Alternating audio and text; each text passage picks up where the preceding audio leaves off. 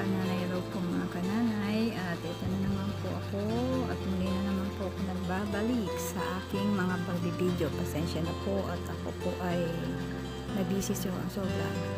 Marami po akong ginawa ngayon, pero ipapakita ko po sa inyo yung mga aking mga DIY. Ito po yung kanina sa wrist po yun, at ito naman po ay lata na pinatugang ko ng foam. At ito naman po yung lagayan ko ng babin, tauban ng pinggan po yan. Pinggan ng baso, tauban ng baso po.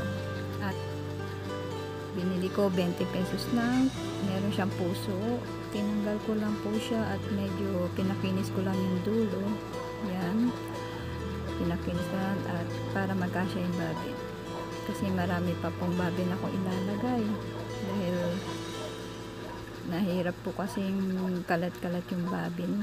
Kaya ito po naisip ko, kaysa bumili ako ng mahal, ito naman po yung yung isa pa na binili ko. Ayan po, tauban po ng baso to, 20 pesos lang at yan na po. Malinis tingnan, di po ba? Practical lang po tayo kasi mahirap po ang buhay ngayon, kaya dapat matuto po tayo sa DIY. Ito pa itong malalaking sunulid naman po, bumili lang ako ng pako at na itong kahoy na to napulot ko lang po ito sa labas sa mister ko, yan kinuha ko, pipinturahan ko po siya ng itim at yan pinagpako ko na siya. Nilagayan na ako ng sinulid. Nagre-renovate po ako ng aking shop kasi gusto ko gawing boutique ito. Yung pinangako ko sa inyong mga kortina na gagawing dress at yung Pilipiniana, meron po akong i-video na paggawa ko ng Pilipiniana at saka ano pong tela sasabihin ko.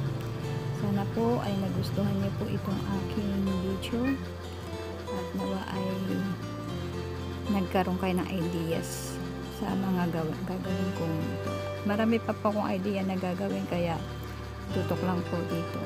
Susunod ko na po yung video po sa paggawa ng Pilipiniana at yung mga dress na out of courting. At makikita nyo po yun.